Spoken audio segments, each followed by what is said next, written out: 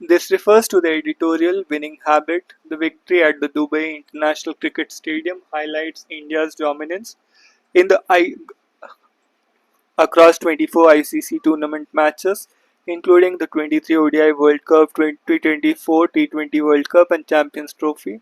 Rohit Sharma's men have secured 23 wins, an astounding 95% success rate. Contributions from the Rohit Sharma, Virat Kohli, Shreyas Iyer, KL Rahul, and Hardik Pandya underscored the collective effort while on the sluggish pitch. India's strategy of fielding four spinners proved decisive. Selectors must now look ahead to the 2027 ODI World Cup. Challenge of Peace: The Manipur ethnic strife brings into the limelight the entrenched suspicion between Meitei and Kuki groups, stoked by segregation and a failed bid for reconciliation. The concept of free movement, noble though it may be, has led to even more disturbance. Does this mean that peace can be ushered in without addressing past grievances and building trust? It is through comprehensive outreach that reconciliation must be achieved. This refers to the article Not Another Pretty Women. National AIDS Control Organization data highlights that there are over 8 lakh women sex workers in India, among whom 6,000 are subjected to abuse as per the NCRB report. Female sex workers are more vulnerable to diseases like AIDS, STIs, and cervical cancer. Supreme Court in 2011 extended the right to dignity under Article 21 to sex workers and suggested certain rights by constituting a panel. A balanced approach is needed, one that provides them with legal protection, ensures consent, and offers rehabilitation through law and awareness. From Delhi to Port Louis, India's relations with Mauritius not just rest not just on shared ethnicity but also on reliable partnership to strengthen the island's nation's sovereignty. PM Modi's visit to strengthen ties. Few countries are closer to India than Mauritius. The ties that bind Delhi to Port Louis, the capital of Mauritius, are many. They include island's large Indian origin population constituting nearly 70% of its 1.3 million people. Prime Minister Narendra Modi's ongoing visit to Ireland state almost exactly a decade of his last visit in March 2015 is about lending deeper strategic substance in the special bilateral relationship. Modi's 2015 visit to Mauritius and Seychelles marked a recognition of the renewed geopolitical significance of the Western Indian Ocean islands. Modi's speech outlining India's Sagar ambition also highlighted the urgency of putting Indian Ocean at the top of India's diplomatic agenda. But the geopolitics of the region but the geopolitics of the region has become even more contested and demanding over the last decade. India has its task cut out in raising the game in Mauritius and the Western Indian Ocean islands, as more actors including Europe, Russia, China, Gulf states and Turkey jostle for greater influence in the region. Central to Delhi's task force is clear recognition that Mauritius is not an extension of India. Despite the strong bonds of ethnic kinship, Mauritius has a geopolitical identity and agency of its own. Few locations in the world capture the complex evolution of modern politics more succinctly than Mauritius. Consider, for example, its colonial history. All European colonial powers, including the Portuguese, Dutch, French, and British, showed up here. Its independence from Britain did not end its battle against colonialism. One of the last vestiges of colonialism in Mauritius was sorted only recently with the agreement with Port Louis and London over Chagos and Archipelago. One of the last vestiges of colonialism in Mauritius was sorted out only recently with the agreement between Port Louis and London over Chagos Archipelago. When British gave independence to Mauritius, it separated part of the Chagos Archipelago in British Indian Ocean Territory and gave the island of Diego Garcia to the United States on lease to United States, which set up a major military base over the island.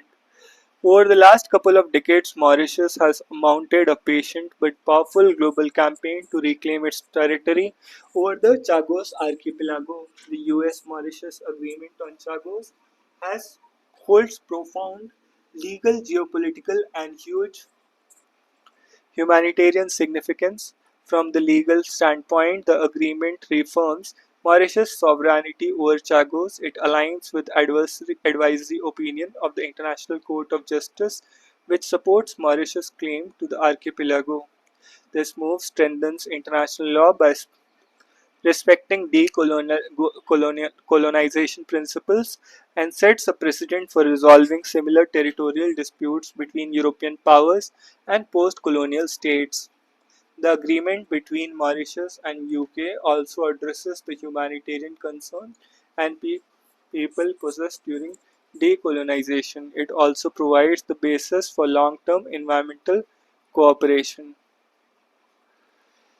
From geopolitical perspective, Mauritius has extended the lease on Diego Garcia for 99 years, helping retain the US military base there.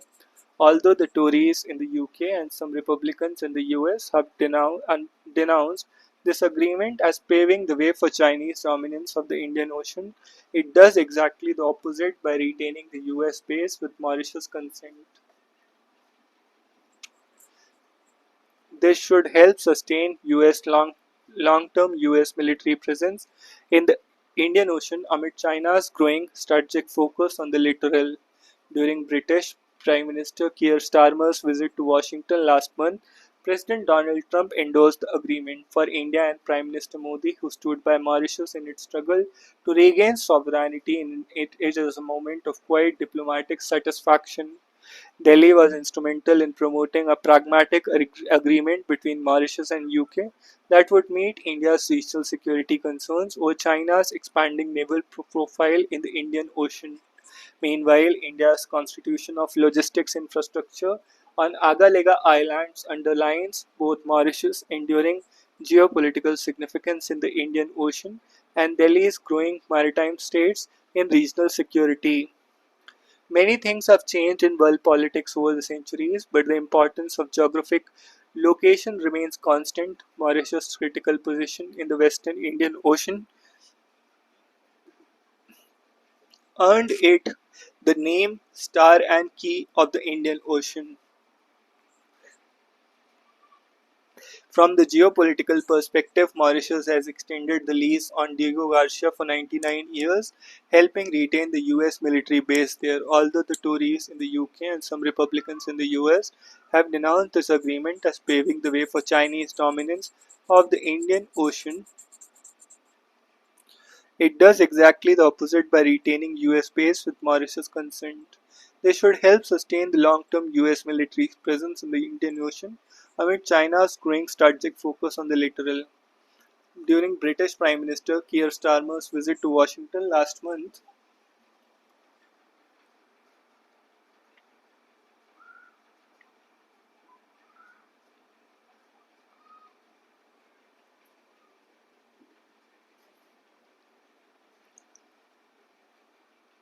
the UK-Mauritius Agreement on Chagos has profound legal, geopolitical and humanitarian significance. From the legal standpoint, the agreement reforms Mauritius' sovereignty over the Chagos.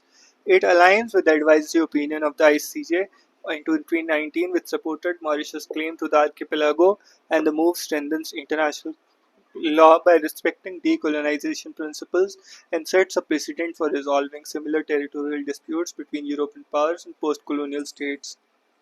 Agreement between Mauritius and the UK also addresses the humanitarian concerns of the people. Meanwhile, and for India and PM Modi, who stood Mauritius in its struggle to regain sovereignty, it is a moment of quiet diplomatic satisfaction. Delhi was instrumental in promoting a pragmatic agreement between Mauritius and UK that would meet regional security concerns over China expanding naval profile in the Indian Ocean. Meanwhile, India's construction of logistics infrastructure on the Egalaga Island underlines both Mauritius' enduring geopolitical significance in the Indian Ocean and Delhi's growing maritime stakes in regional security. Many things have changed in world politics over the centuries, but the importance of geographic location remains constant. Mauritius' critical position in the Western Indian Ocean earned it the name Star and Key of the Indian Ocean. For European sailors navigating down the African coast and entering the Indian Ocean after passing the Cape of Good Hope, Mauritius was indeed key to the onward journey up the African coast and across the Indian Ocean. The opening of the Suez Canal in the mid 19th century seemed to reduce the importance of Mauritius and the West Indian Ocean islands.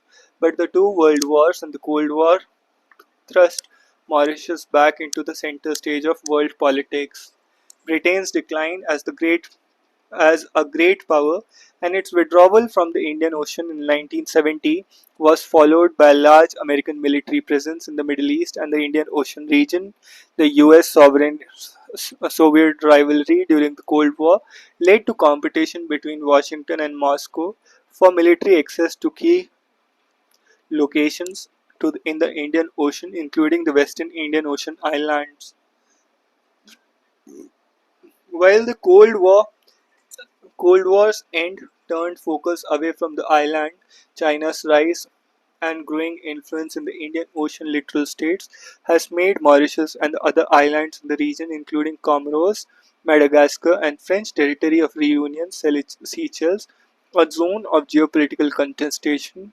China's growing reliance on African and Middle Eastern resources, its construction of major infrastructure projects including ports and transport corridors in the region of PLA's eagerness to protect naval power into the Indian Ocean, and its establishment of its first foreign military base in Djibouti underscores Beijing's growing salience in the Western Indian Ocean.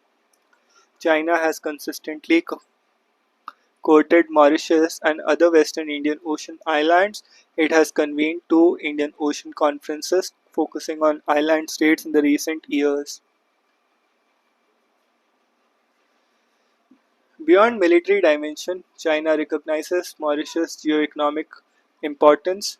During the 19th century, Mauritius was an important node in the Indian Ocean globalization, facilitating the movement of capital and labor across the region and developing sugar plantations to serve the world market. Through elite pragmatism and economic vision, post-colonial Mauritius has transformed itself into regional financial hub, a center of connectivity networks, and a bridge between Africa, the Middle East, and Asia. It isn't just China that's now interested in the Western Indian Ocean. Europe is attempting to reclaim a strategic presence in the littoral. The Gulf countries, with their vast financial power, have become influential actors in the region. Russia, Iran, and Turkey are actively expanding the regional involvement. As an empan- as a complement to its prosperity rooted in global connections, Mauritius has developed balanced ties with all major powers while strengthening its strategic autonomy. Delhi's success in Port Louis stems not from shared ethnicity, but from being a reliable and benign partner in boosting Mauritius' sovereignty. That Delhi is determined to strengthen this unique bilateral strategic partnership with all its regional and global dimensions is the main message from PM's visit to Mauritius.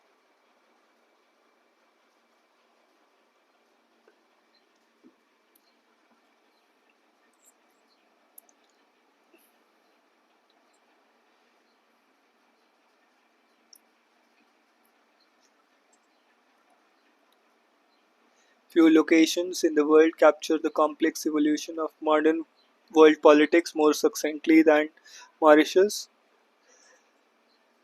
One of the last vestiges of colonialism in Mauritius was sorted out recently with the agreement between Port Louis and London over Chagos Archipelago.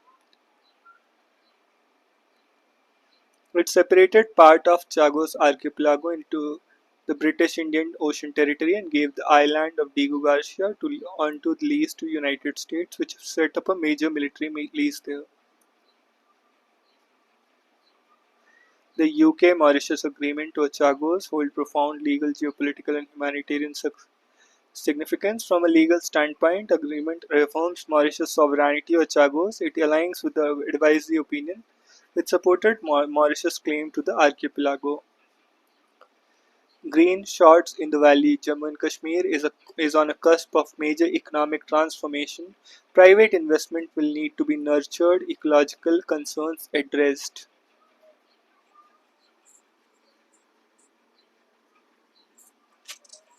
Jammu and Kashmir has been in the news since the beginning of the year from right reasons. On January 13, Prime Minister Modi inaugurated Sonmarg Tunnel, a strategically significant project that will lead to year-round connectivity to the tourist resort of Sonmarg and eventually to Ladakh. Then on January 25, the trial run of Jammu Srinagar Vande Bharat was completed, making Srinagar fully ready to welcome the arrival of the first train connecting the Kashmir Valley with the rest of the country. On January 13, Prime Minister Modi inaugurated the Sonmarg Tunnel. On January 13, Prime Minister Modi inaugurated the Sonmarg Tunnel, a strategically significant point that will lead to year-round connectivity to tourist resort of Sonmarg and eventually to Ladakh. Then on January 25, trial run of the Jammu Srinagar Vande Bharat was completed, making Srinagar fully ready to welcome the Kashmir Valley with the rest of the country. On the same day, one of the India's cement companies announced its intention to acquire a majority stake in J&K's large cement companies, making it first large private investment in manufacture of the valley. It is easy to read developments as result of the policy of physical and economic integration of the region followed by Center Post 2019. A concerted infrastructure push has seen massive improvements not just in rail and road infrastructure but also in hydropower capacity and power infrastructure. To cite just one metric, the pace of road construction tripled from 6.5 kilometers a day to 20.5 kilometers per day at the end of 2022. However, it would perhaps be equally instructive to view these developments from the prism of economic potentiality, not just what has been achieved so far. As Shakespeare would have said, a real possibility of a tide which, taken at the flood, leads to a fortune. Thus, increased integration opens real possibilities of economic transmission. It is easy to read these developments as a result. Then on January 25, the trial run of the Jammu Srinagar Vande Bharat Express was completed, making Srinagar fully ready to welcome the arrival of first train connecting the Kashmir Valley with the rest of the country.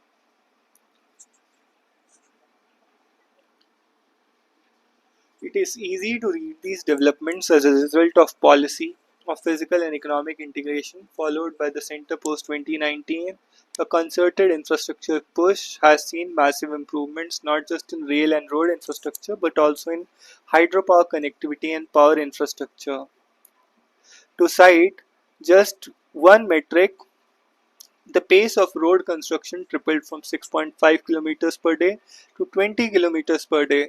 However, it would perhaps be equally instructive to view these developments from a prism of economic potentiality, not just what had been achieved so far. As Shakespeare would have said, a real possibility of a tide which, taken at a flood, leads to a fortune.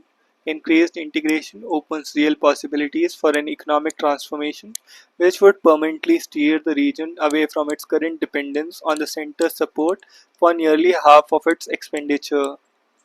The first one is clearly tourism. The rapidly expanding rail and road network will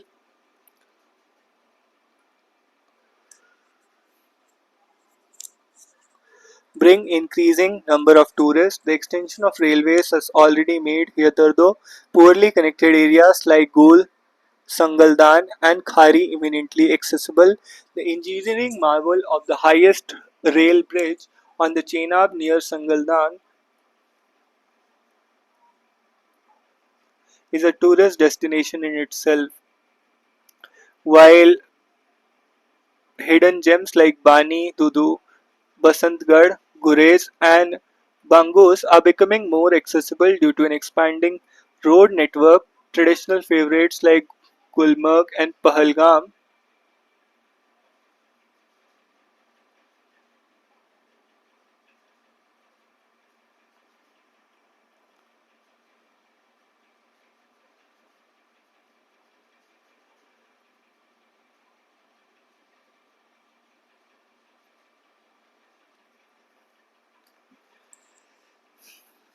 Gulmarg and Pahalgam are witnessing increasing footfalls.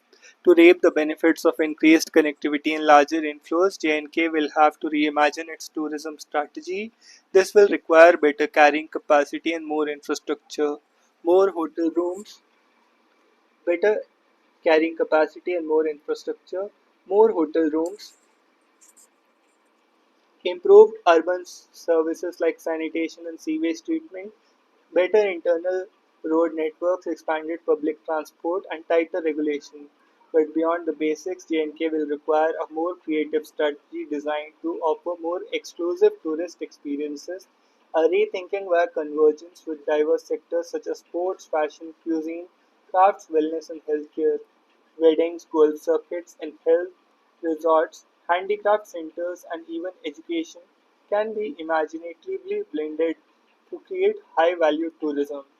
Well-crafted tourism strategy will not only absorb the increased tourist arrivals but also promote unique luxury experiences by leveraging J&K's natural strengths such as stunning locals and pristine landscape. This in turn will ensure that increased revenues, thoughtful policies on ecological conservation, and carrying capacity assessments must, however, accompany any expansion efforts. Unregulated expansion will ultimately harm the industry it seeks to promote. Another low-hanging fruit is horticulture. However, yields per hectare in crops like apple, the mainstay of this sector, are currently low. One estimates puts the current yields as less than one-eighth of those in Italy and in New Zealand. While efforts of intensive orcharding and promotion of high-yielding varieties are already on, an equally important critical component would be to add value to the crop rather than ship it to the rest of the country, as it is largely being done today with better connectivity, removing bottlenecks. Investments in post-harvest and cold chain infrastructure and processing parks can help regain the capture greater value from its produce. With global demand for organic and specialty foods rising, emphasis on high value crops such as saffron, walnuts, and exotic berries can help horticulture sector increase its current 10,000 crore size manifold. As 9%, J&K's growth rate is promising. However, it has so far been largely driven by public investment and government expenditure. The overall overwhelming response to the 2021 New Industrial Development Scheme for J&K provides the possibility of strongly supplementing the private investment-led growth. The recently concluded cement deal underlines the magnetic role that local entrepreneurs can play in this, with Indian GCCs, Global Capability Centers, being the global toast and their movement to Tier 2 and Tier 3 cities being planned. J&K can make credible bid for this expanding pie as well. However, given the frenetic competition for investment among various states, the green shoots of private sector investments need to be carefully nurtured.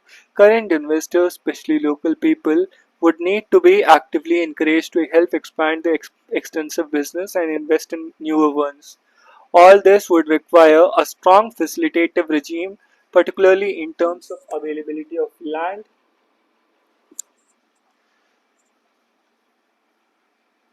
provisioning of infrastructure and utilities, and facilitating access to capital and skill development initiatives. As late entrant to this race, J&K needs vast improvements in governance capacities and faster response times. J&K is today at the cusp of a new major transformation, a virtuous cycle of development from tangible public investment, strong infrastructure growth, committed central growth, and increasing private investor confidence. Cherenko, Soviet President and Communist Party General Secretary. Chernenko.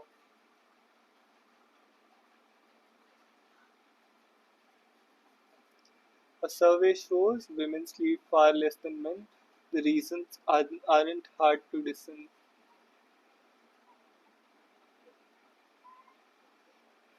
The message from Chagos.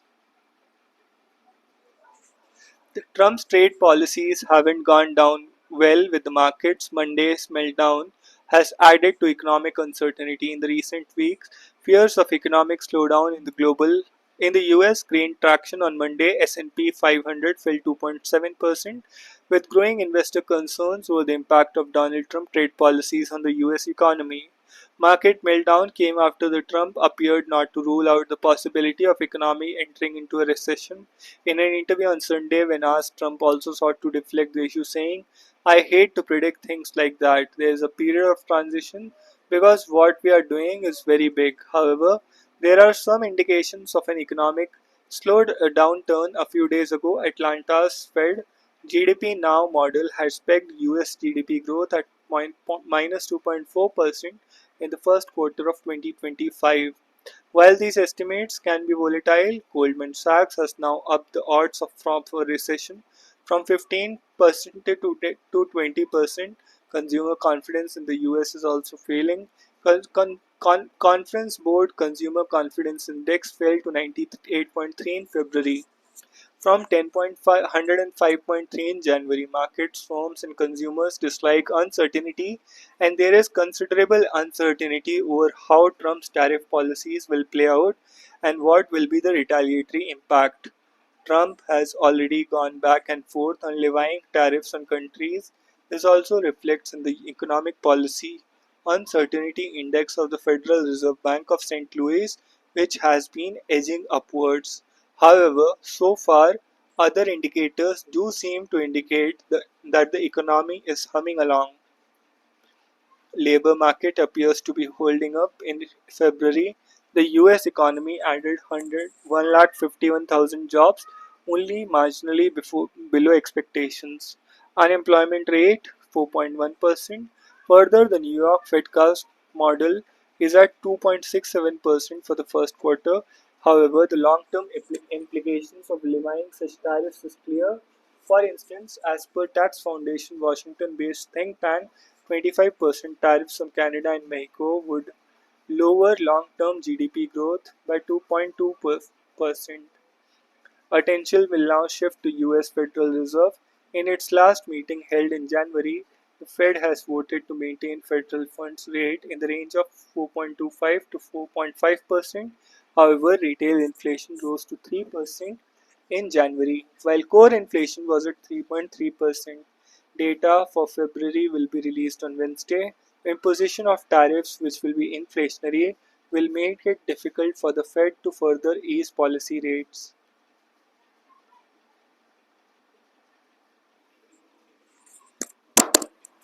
Smog over urban India.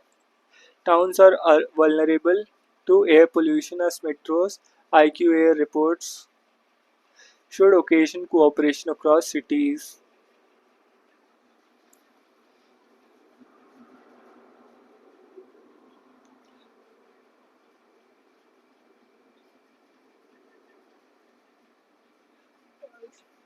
The number of pollution monitoring stations has increased from 37 in 2015 to more thousand in 2023. These, however, represent less than a quarter of country's requirement. Small cities remain underrepresented in research and policy. There is very little microdata on most of the 74 Indian cities listed in IQAir report. According to 2023 study by CSE, barely 12% of India's 4,000 census towns and cities are covered under air quality monitoring mechanisms.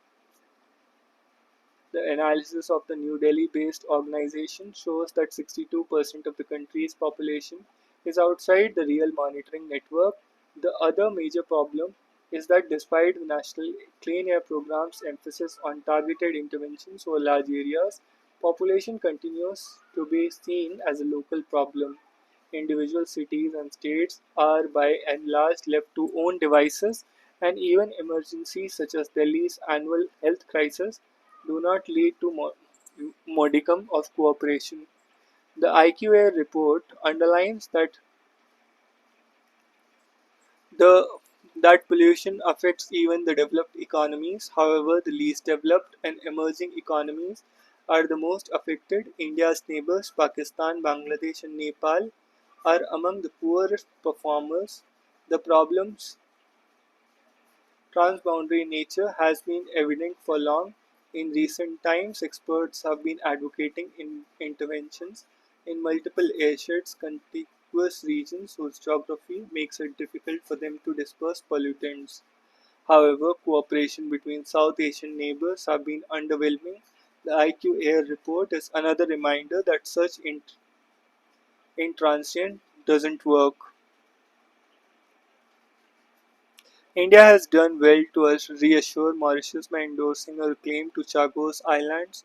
Foreign Secretary Vikram Misri articulated, "We support Mauritius in its stance on its sovereignty over Chagos, and this is obviously keeping with our long-standing position with regard to decolonization and support for sovereignty and territorial integrity of other countries. Bravo! Chagos is just one more territory that the new imperialist supporters of United States are laying claim to." Last month, the British government agreed to hand over the Chagos Island to Mauritius. A Republican senator and Trump supporter, John Kennedy, recently warned London that it could damage its relationship with the US if its decision to cede territory threatened the future of US military base. Misri's statement came interestingly a day after External Affairs Minister's visit to London. Clearly, there is a message in there for Washington. Ironically, it emanated from the center of one of the biggest empires of the colonial era. American imperialist ambitions and pretensions, recently articulated by Trump, has sparked off debates around the world on the legitimacy of territorial aggrandizement in this day and age. The great present territory of all the three so-called great powers, China, US, and Russia, is the legacy of imperial conquest and territorial expansion. Till the dawn of 20th century, few questioned this phenomena by which nations were created and reshaped. Europe spread itself around the globe, legitimizing its acquisition of territory on every continent. US took its final shape through the conquest of territory. It was in India that the greatest and longest battle against imperialism launched. India, as it now exists is in fact the only modern nation that occupies less territory than its ancient historical footprint. While there are some in India who still nurture territorial ambitions with the theory of Akhand Bharat, the Republic of Free India has never harbored extraterritorial ambitions or imperialist fantasies. The history of 20th century has been a history of struggle against imperialism and multiple ideologies. India has thus far held its head high. Acquisition of Sikkim was a minor transgression, but that of a few coastal territories was in line with India's pushback against European colonialism. Given the history and record, it is incumbent on India to continue with the voice of anti-imperialism and anti-colonialism. India's struggle against imperialism inspired anti-colonial movements across the world, reshaping 20th century global map. At the end of 20th century war of colonial conquest, when the ambitions of Germany and Japan were thwarted and British Empire retreated, international community created the United Nations, making explicit pledge against territorial expansionism. UN Charter commits its members to refrain in their international relations from the threat or use of force against territorial integrity and political independence of any state. The government of India responded correctly to the Russian invasion of Ukraine by invoking the UN Charter's explicit commitment to the adherence by member nations to the territorial integrity and sovereignty of all nation states. India has also questioned the territorial claim of other major nation powers. Hence, the Indian statement of Mauritius should be welcomed. India and Mauritius may well agree to allow the US and UK to continue to operate their military base from Diego Garcia. However, this would require US recognition of the sovereignty of Mauritius over the islands. Chagos Islands are an obscure set of dots in the Indian Ocean. However, the ejection of outsider powers in any region is a cause that has acquired great importance.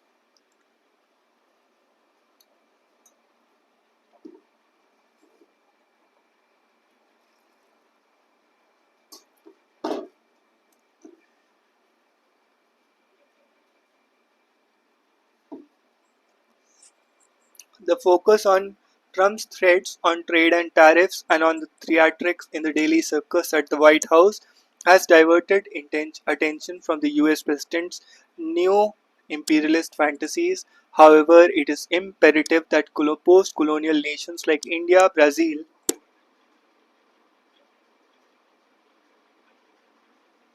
members of ASEAN and the African Union join hands and convene a global convention against neo-imperialism. All major powers, including the US, China and Russia, must be put to notice. The victories of the hard-won struggles of the Indian 20th century will not be allowed to go to waste in the 21st.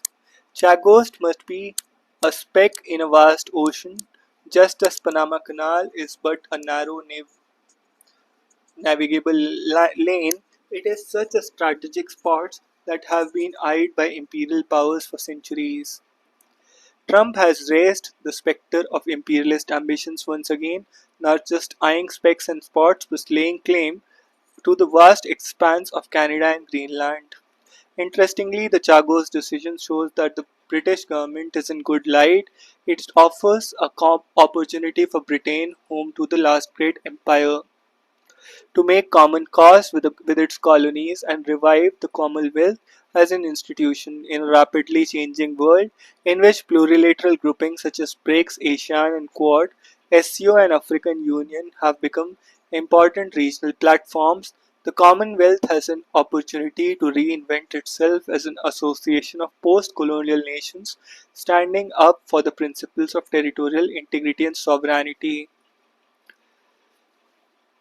By taking a stand on Chagos, India has hopefully sent a message to all major powers that there has been a surfeit of activity around the globe, with major powers once again acquiring territory or laying claim. India should join hands with others post-colonial nations to reignite global consciousness about imperialism and the lasting damage it has done to societies around the world.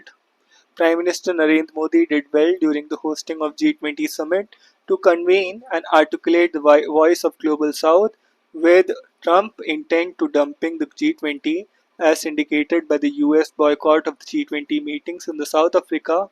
It would be opportune for the Global South to collectively denounce the new imperialist ambitions of the major powers. Markets can remain irrational longer than you can remain solvent. India continues to engage US government to house amid fears of reciprocal tariffs. Prasad focus to be on increasing market access, reducing tariffs, non-tariff barriers. Amid fears among exporters of higher tariffs in the lucrative US market from April 2, when reciprocal tariffs are set to come into effect, the Ministry of Commerce and Industry told Lok Sabha Tuesday that the government is engaging with US to eliminate tariffs and non-tariff barriers and improve trade. Commerce Minister Piyush Goyal concluded his US visit last Saturday, and the ministry plans consultations with exporters this week. Representatives from sectors including automobiles, leather and textile, electronics and pharmaceuticals, among others, are expected to present their stance on tariff concessions that may be offered to the US during trade negotiations. Concerns over concessions grew about the US President Donald Trump said last Friday that India agreed to cut tariffs about before exposed for being restrictive from trade perspective and making it difficult for American companies to do business in India. US Secretary of Commerce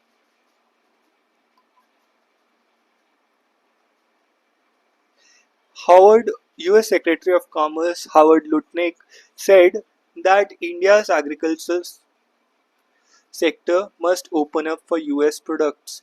In a written reply in Lok Sabha Tuesday, Minister of State for Commerce and Industry Jitin Prasad said Indian government continues to engage with United States to enhance and broaden bilateral trade ties in a mutually beneficial and fair manner, responding to a question by Congress MP MP K. Sudhakaran and TMC MP Sayani Ghosh on the impact of reciprocal tariffs, Prasad reiterated that the US has not yet implemented reciprocal tariffs on India and that both countries would focus on increasing market access, reducing tariffs and non-tariff barriers, and enhancing supply chain integration. Increasing market access, reducing non-tariff barriers, and enhancing supply chain integration. The US issued a Memorandum of Reciprocal Trade and Tariffs on February 13, 2025, instructing the Secretary of Commerce and United States Trade Representative to investigate harm to the US from any non-reciprocal trade agreements adopted by trading partners. A report with detailed proposed remedies for each trading partner is said to be submitted, based on which US action could then be undertaken under relevant US legislation. As of now, reciprocal tariffs have not been applied by the US on India, he said in a reply. The Government of India continues to engage with the Government of United States to enhance and broaden bilateral trade in a mutually beneficial and fair manner. Both nations released a joint statement on February 13, reaffirming their commitment to deepening economic ties. Under the ambitious Mission 500, both countries aim to double US-India trade to $500 billion by 2030 through deepening trade relations across multiple sectors. Notably, Trump on Tuesday announced additional 25% of tariffs on steel and aluminium from Canada and Mexico amid widening trade war. Shares on Wall Street slumped Monday, recording one of the worst trading days since 2022, driven by concerns over impact of Trump's trade policies on the US economy. Commerce Secretary Sunil Barthwal told parliamentary panel Monday that negotiations between two countries are ongoing and no agreement on trade tariffs have been reached so far. Barthwal briefed the Parliamentary Committee on External Affairs on Trump's recent claim that India has agreed to reduce its tariffs way down, while Foreign Secretary Vikram Misri updated the committee on China and Europe.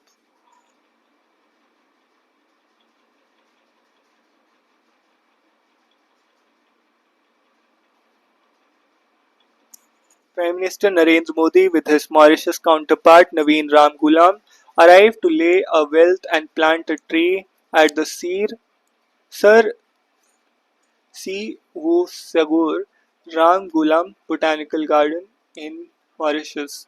For us, Mauritius' family, Prime Minister meets country's new leadership. Modi will be a chief guest at Mauritius National Day today.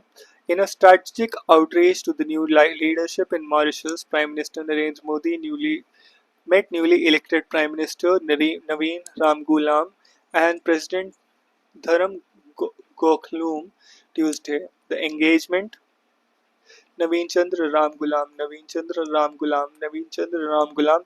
The engagement with the new leadership is important.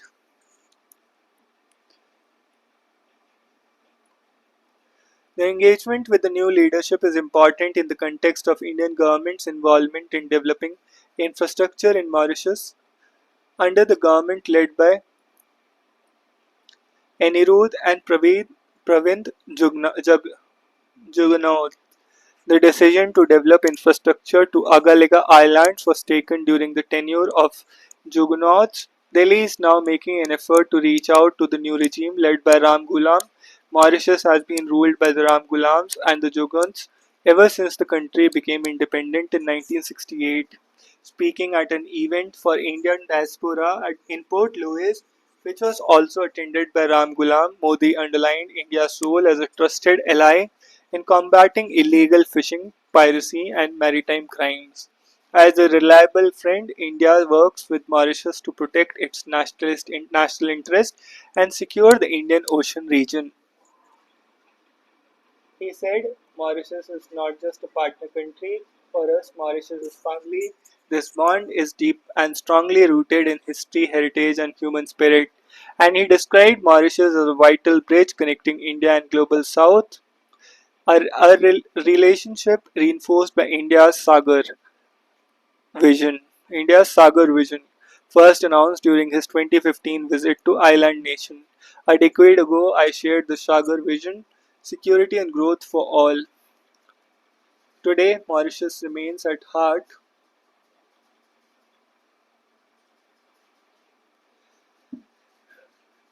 Ramgulam acknowledged the contributions of the Indian diaspora. Your participation is vital for the economic growth of the Mauritius. When you come here, you enrich our country as well.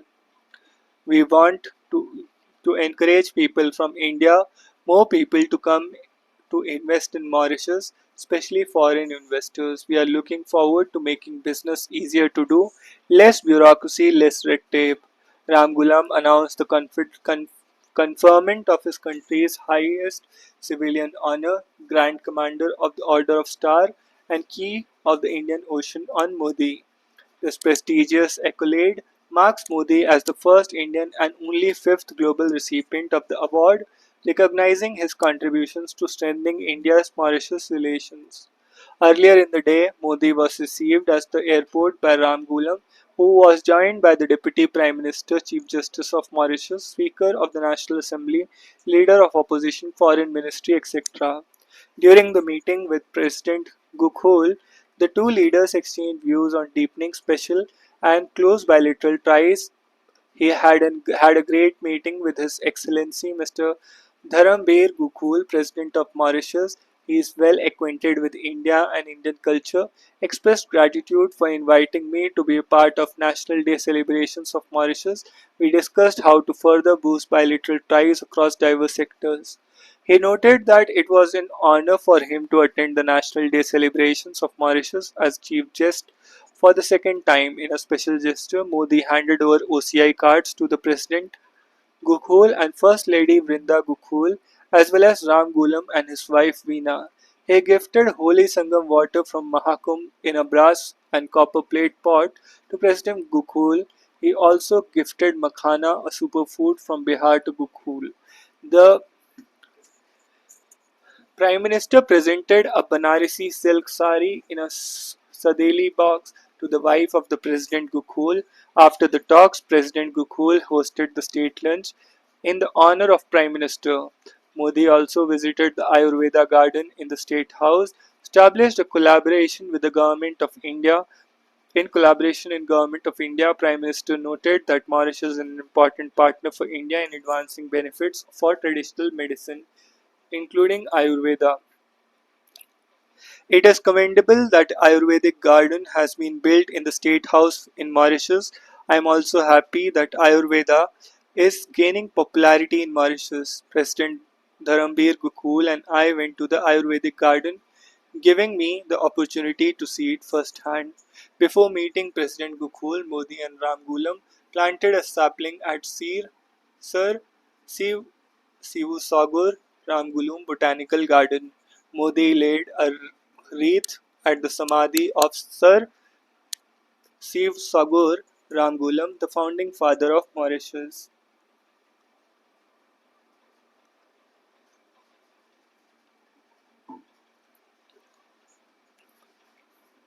Went to the Sir Sagar Ramgulam Botanical Garden with Prime Minister Dr. Naveen Chandra Ramgulam.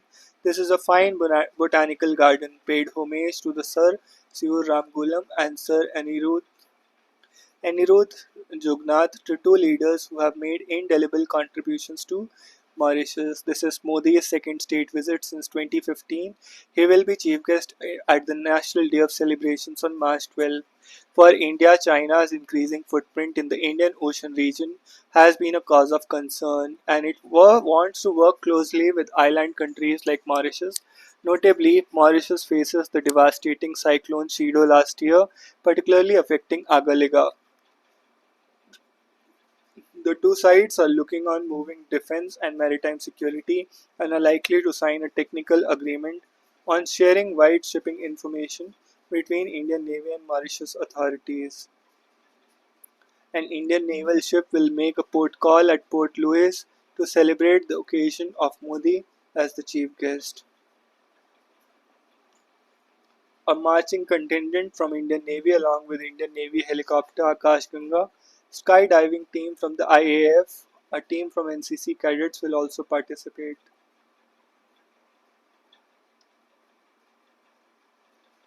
Baloch rebels hijacked Pak train, says 30 killed, 100 are hostage.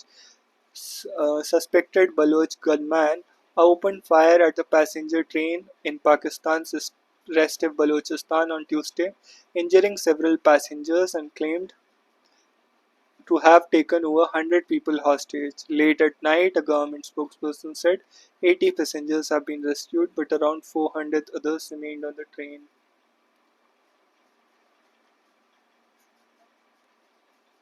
44 years later, three convicted of murder of 24 Dalits in UP. The Jafar Express, with around 500 passengers on board in 9 coaches, was on its way from Balochistan's capital Quetta to Peshawar in Khyber Pakhtunkhwa when armed men intercepted it in a tunnel near mountainous terrain of Gadar and Ferho Kunri on Tuesday. The gunmen opened fire at the train, injuring several passengers. Balochistan Liberation Army claimed its it seized control of the train by derailing it. The group said it has killed 6 security personnel and taken over 100 people in custody, including security personnel. The Reuters report said the BLA claimed to have killed 30 soldiers and shot down a drone. When Pakistani authorities did not comment on group's claim, security sources said the train driver and several passengers were injured in gunfire.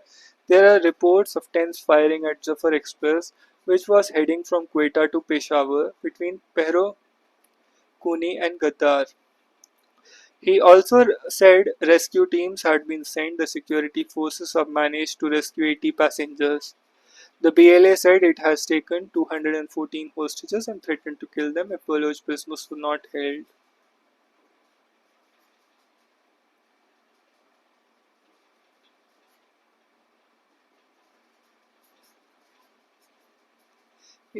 In the past, railway tracks in the area have been attacked by Baloch militants using rockets and remote-controlled bombs.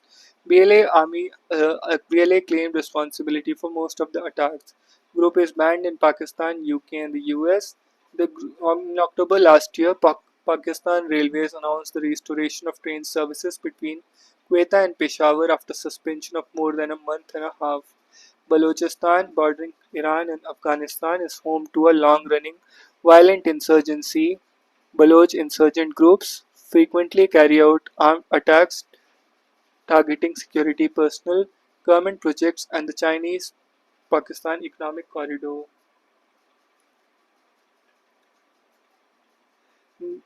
New Delhi, most polluted capital. Birni Hath in Meghalaya tops list of cities. With an annual average PM2.5 concentration of 91.8 microgram per meter cube, New Delhi remains the most polluted capital city, followed by Chad's Tara. In fact, between 2018 and 2024, New Delhi topped the list except in 2022. Particulate matter PM2.5, which remains suspended in the air, has significant adverse effect on health, causing and worsening respiratory illnesses as well as leading to increased risk of cardiovascular diseases. While the WHO annual guidelines is 5 microgram per meter cube,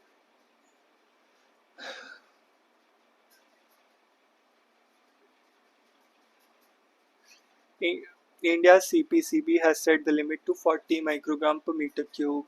Major sources of PM2.5 include combustion engines, power generation, industrial activity, crop burning, combustion engines, power generation, industrial activities, crop burning, and agricultural productivities. According to latest report, 13 of world's most polluted cities are in India, with Birmingham topping the chart 128. The other major cities are Mulanpur, Faridabad, Loni, Gurgaon, Rewari, Muzaffarnagar, Hanumangarh, Noida, New Delhi, and Delhi. India is fifth most polluted country with an average PM2.5 of 50, 10 times higher than the WHO annual guideline. In 2023, India was the third most polluted country.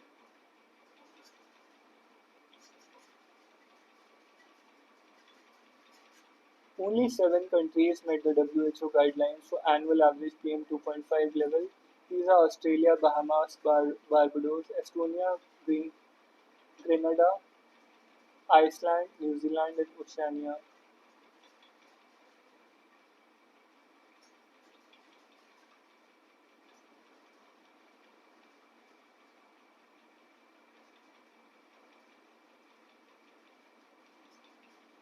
Railways athlete ran marathon for doctor's wife. Ipswich has led to banning of 3 runners who took part in Athletic Federation of India approved Apollo Tyres New Delhi Marathon.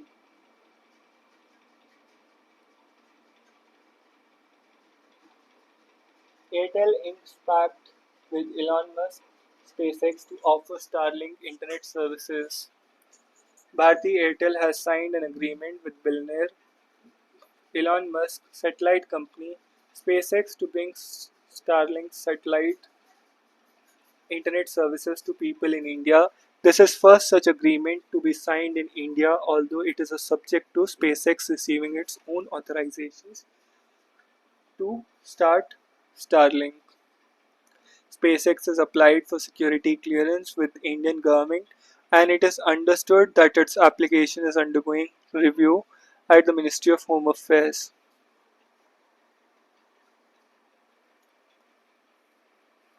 Industry experts said that the reason behind Airtel and SpaceX alliance is so that farmer can offer consumer satellite services in the country as its own satellite services OneWeb is focused more towards the business end. The development also heats up the fight between Reliance Jio and Musk SpaceX, who have previously disagreed on how spectrum for such services should be assigned, with Jio calling for an auction but SpaceX insisting on the administrative route. The government has decided to go with administrative allocation.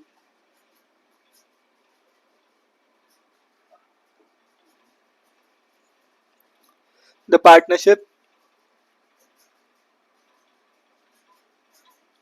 enables the company to explore how Starlink can complement and expand Airtel's offerings and how Airtel's expertise in the Indian market complements SpaceX's direct offerings to consumers and businesses. As part of the pact, Airtel and SpaceX will explore offering Starlink equipment in Airtel's retail stores, Starlink services via Airtel to business customers, opportunities to connect communication schools, health centers, among many others in some parts of the rural parts of India.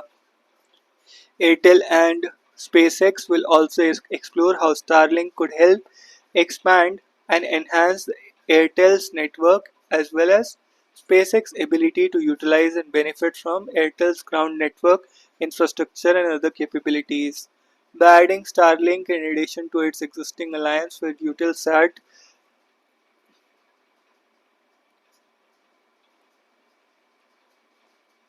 OneWeb to its offering, Airtel will further its ability to offer nationwide connectivity and connect previously underserved areas, particularly those with limited no coverage today. With Starlink Enterprise Suite, Airtel will be able to offer enterprises, businesses, and communities connectivity packages, working with SpaceX to offer Starlink to Airtel consumers in India is a significant milestone and further demonstrates our commitment to next generation satellite connectivity. Team at Airtel has played a pivotal role in India's telecom story, so working with them to complement our direct offering makes a great sense of business.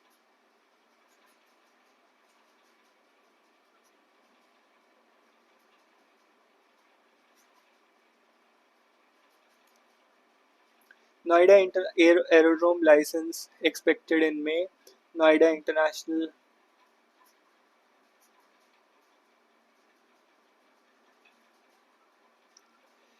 Airport set to miss second deadline. The Noida International Airport in Uttar Pradesh's Jewar district is set to miss its second deadline for launch. Aerodrome license for its operations of the flights is expected in May. Officials said on Tuesday the airport was expected to be opened to the public in April after the October 2024 deadline was missed. In a statement on Tuesday, Noida International Airport CEO Christoph Seckelman was quoted as saying the next major milestone in granting is the granting of the aerodrome license expected in May. Aerodrome Airport will begin operations with domestic flights with international routes to follow in subsequent months. Last year in November, Noida International Airport Limited CEO Arunveer Singh said the aerodrome license was expected by March 20 and that the airport operations would begin any day before April 17. The flights will begin any time after March 20 before April 17.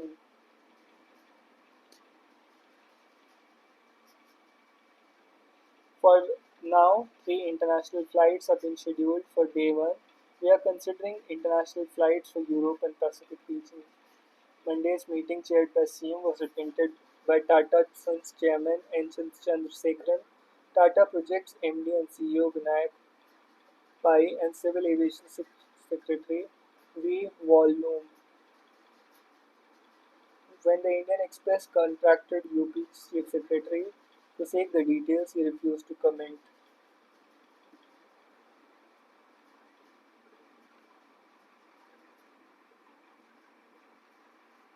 In a statement, the next major milestone is the granting of aerodrome license expected in May. Airport will begin operations in the subsequent months. The latest statement also highlights the airport in making steady progress towards operational readiness. The Airports Authority of India is advancing its work in the air traffic control tower while construction of passenger terminal is progressing well. Discussions are ongoing with the state and centre regarding the start of commercial operations.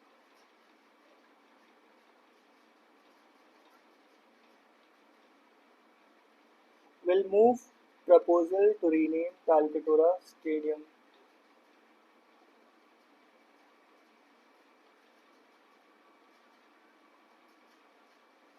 COP30 hosts Brazil hopes for climate turnaround, acknowledging that the global fight against climate change was getting increasingly hopeless. Brazil, the COP30 climate conference, has promised to work towards effecting turnaround.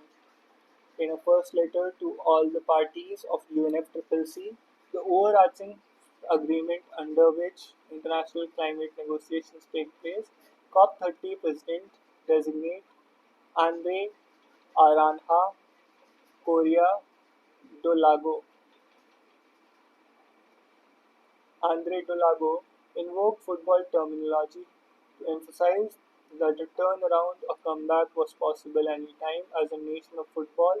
Brazil wins Brazil believes we can win by virada. This means fighting back to turn the game around when the defeat seems almost certain. Omar thanks Center for assistance to J&K, slams PDP. Are we ungrateful?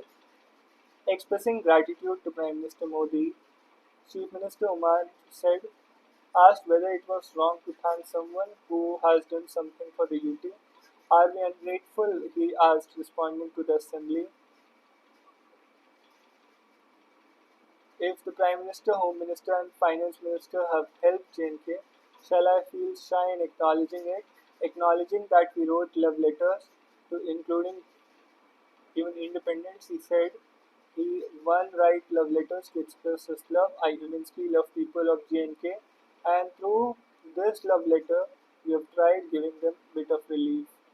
Referring to UT's own finances, he said, for spending nearly 35,000 crore capex, J&K government pays over 70,000 crore in salaries to its employees. To get work done nearly 35,000 crore, we have to pay salaries worth 70,000 crore, adding that if you run a company like this in the private sector, it would close after 1 or 2 years. Justifying the expression of gratitude to the center for its assistance to J&K, CM said, I myself say that we are not financially independent. He said the government was looking for sectors where it can generate income to avoid depending on assistance. High Court directs IG to prove charges for torture of women at police station. Can't have Manipur peace at gunpoint, Congress President rule out of compulsion. Rao did not visit Manipur when 750 died in 93. Union Finance Minister said PV Narasimha Rao and his Home Minister did not visit the dead state when 750 people died in 1993. Replying to the discussion on supplementary demands, Sitaraman said in 1993 when Rajkumar Doreng Singh was of the Congress was the CM of Manipur, a major flare-up between the Kukis and Nagas happened between April and December, resulting in 750 deaths and destruction of 350 villages. At that time, PM was Narasimha Rao and Home Minister was Shankar Chauhan. They did not even participate in parliamentary debates, so where was Congress at that time? Did they ask them to come and speak? No, she said when a motion for president rule was moved in Rajya Sabha for Manipur, it was Minister of State for Home, PM Saeed, who responded. Even at the peak of the violence in August 93, it was Minister of State for Home, Rajesh Pilot, who addressed the parliament. There are written records of Rajya Sabha, she said. That was how we in the opposition who respected the ruling party in sensitive matters, and look at the way they go on repeating. And despite when the violence happened, when people were in camp, Honorable Home Minister Hamid Shahji went there, spent 3 nights, and after that, Nityanand Rai, Minister of State, stayed there for 3 months.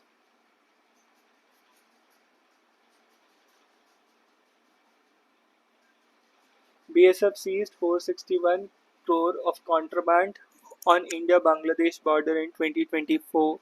BSF has seized contraband items of 461 crore while foiling smuggling attempts on the Indo-Bangladesh border, the highest in the last 10 years. 6,000 cyber criminals held with the help of 14 I4C location tracker.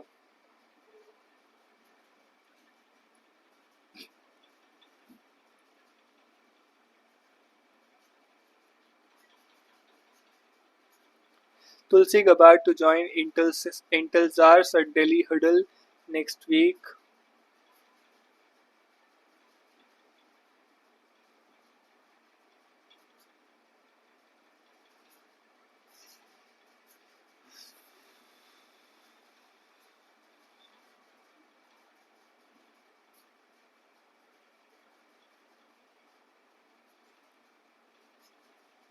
Ukraine agrees to a 30-day ceasefire with Russia, conclude mineral deals with the US, will resume intelligence sharing, says US after Jeddah talks.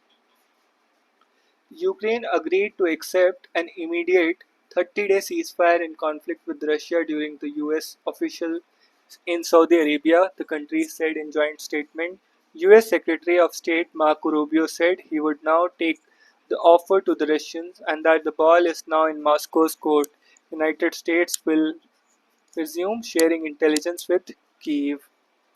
Ukrainian and US officials met behind closed doors for hours to find a path towards ending the war with Russia. After more than 8 hours of talks, two sides issued a joint statement that said Ukraine was willing to accept US. Ukraine on Tuesday launched the biggest ever drone attack on Moscow and surrounding region, killing at least 3 employees of the meat warehouse and injuring 17 others.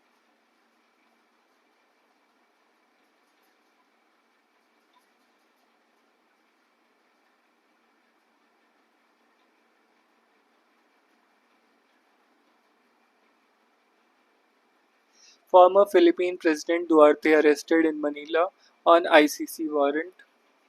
China, Iran, Russia hold joint naval drills and tensions rise between Tehran and US. China, Iran and Russia conducted joint naval drills in the Middle East, offering show on force in the region, still uneasy over Tehran's rapidly expanding nuclear program.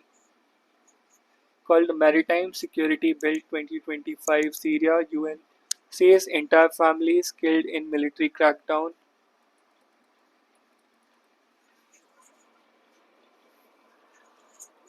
His daughter, Vice President Sara Duterte, said she sought entry to the airbase where her father was held but was refused. She criticized the Marcos administration for surrendering her father to a foreign court which currently has no jurisdiction to the Philippines.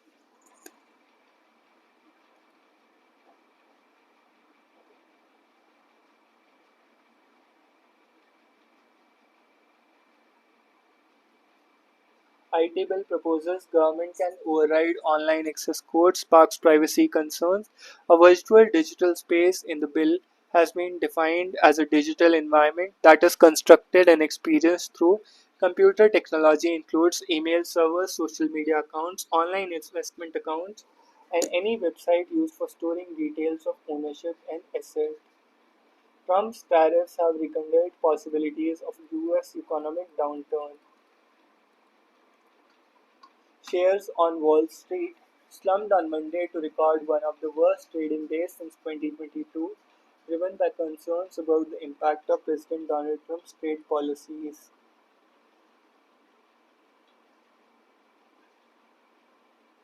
These are likely to house India's first private sector trainer plane manufacturing unit. Tamil Nadu-based diversified Sakti Group and Austria's Diamond Aircraft Industries to join hand to set up final assembly line for the latter's DA-40 NG trainer planes. DA-40 NG trainer planes. NG is are likely to house India's first private sector plane manufacturing unit. These are likely to India's first private sector manufacturing unit.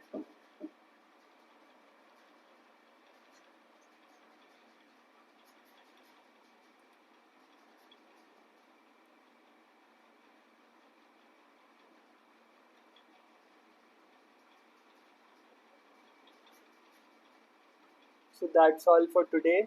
See you in the next one.